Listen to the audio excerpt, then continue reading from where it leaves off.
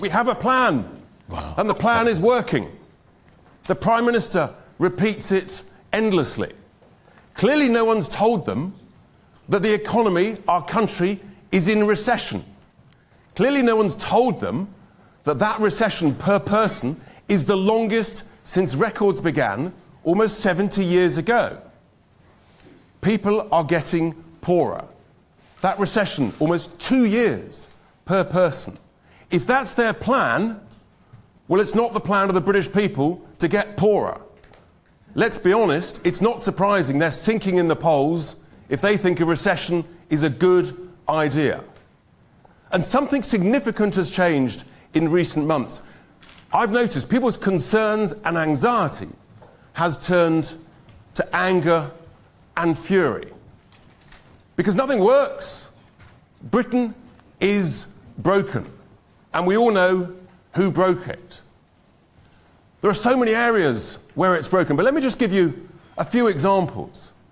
I mean, there is absolute fury across the country that the Tories have imposed on us without any democratic consent whatsoever, in complete breach of what they promised in the 2019 manifesto and previous manifestos. They've imposed on us mass immigration that we can see from the data is making us poorer. No question whatsoever. People also, separately, are appalled at what's going on in our streets, in our towns and our cities, week in, week out, with these anti-Semitic, hate-filled, pro-Hamas marches that is leading to genuine fear. The Jewish community in London afraid to go out at the weekend. Many of them thinking about leaving London to go back to Israel.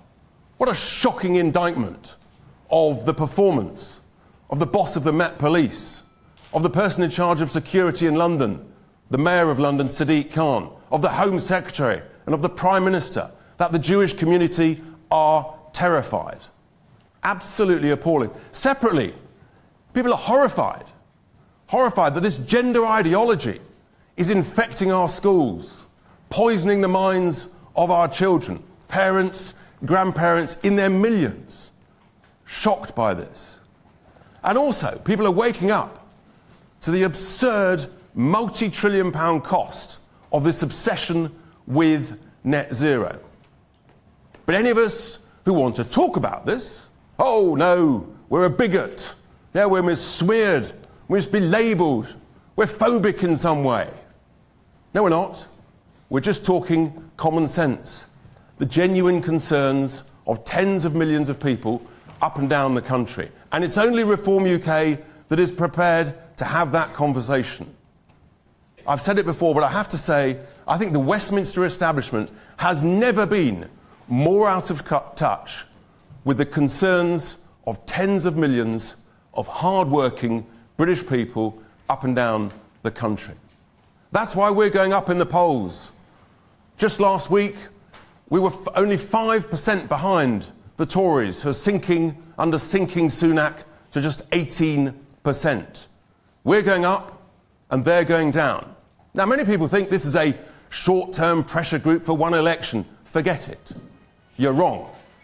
This is a serious medium-term plan.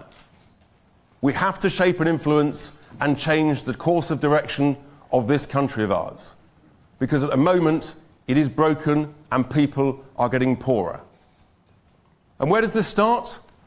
Well, I'll tell you where we're polling even higher, and that, of course, is in the Red Wall. Millions and millions of people, as they hear about us, they say, thank heavens for reform. So let's be clear about our ambition. It's bold, it's ambitious. In the Red Wall, this election, we want to replace the Tories as the main alternative to Starmageddon. That's what it is. It's a nightmare coming to everyone near you in 2024. So we're going to replace the Tories in the Red Wall, which means we need a champion, of course, of the Red Wall, someone who completely understands it, who is trusted by voters to tell it as it is, no nonsense, no waffle, clear, basic common sense.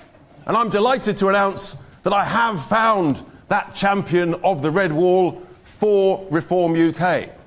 He's also, coincidentally, going to be Reform UK's first Member of Parliament in the House of Commons. He is, of course, a person of great integrity, no nonsense, and is the Member of Parliament in the county of Nottinghamshire for Ashfield. Please welcome Mr. Lee Anderson.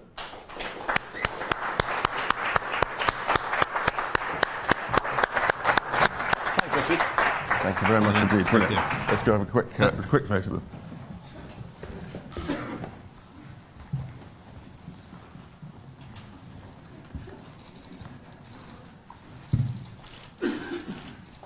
Happier than you. Who said that? He's not having an interview now. He's not having an interview. Brilliant, well done. Over to you. Can you see me? Can you all see me here? So, I'm going to keep it brief, guys, ladies and gentlemen. I'm going to start by saying I want my country back. Over the last year or so, I've had to do a lot of soul searching on my political journey. And it was laughing. And I don't expect much in politics other than to be able to speak my mind and speak on behalf... Is that you, Harry, laughing? Speak on behalf of my friends, family and my constituents. Now, I might not know a lot of these long words some of the people use in Parliament, but I know a few short ones. But unfortunately, this sometimes leads me to be labelled as controversial in my opinions. But my opinions are not controversial. There are opinions which are shared by millions of people up and down the country. It's not controversial to be concerned about illegal immigration. It's not controversial to be concerned about legal migration. It's not controversial to be, worried, concerned about the Metropolitan Police and a failing London mayor, and the hate marchers, the street crime, and the shoplifters literally getting away with ruining businesses on a daily basis. It's not controversial to fight back in a culture war that is sweeping our nation. I am proud of our great country and the gifts it has given to the world over hundreds of years. Gifts like the Industrial Revolution, railways, culture, sports, medicine, such as vaccines, which have saved hundreds of millions of lives. And we've defeated fascism in 2 world wars. We've always punched above our weight on the international stage. But now, like millions of people in this country, I feel that we are slowly giving our country away. We are giving away our way of life. We are allowing people to erase our history. We are giving up our streets to a minority of people who literally hate our way of life. We are allowing people into our country that will never integrate and adopt our British values. Parliament doesn't seem to understand what many British people want, and quite frankly, some of them need to get out more. I made some remarks a few weeks back about the London mayor, for which I was stripped of the whip from the Conservative Party. And let me be clear right now, on this stage, I will not apologise. It is no secret that I've been talking to my friends in Reform for a while, and Reform UK has offered me the chance to speak out in Parliament on behalf of millions of people up and down the country who feel that they're not being listened to. People will say that I've took a gamble, and I'm prepared to gamble on myself, as I know from my mailbag how many people in this country support Reform UK on what they have to say. And like millions of people up and down the country, all I want is my country back. Now, this may sound offensive to the Liberal elite, but it's not offensive to my friends, my family, my constituents and some of my donors.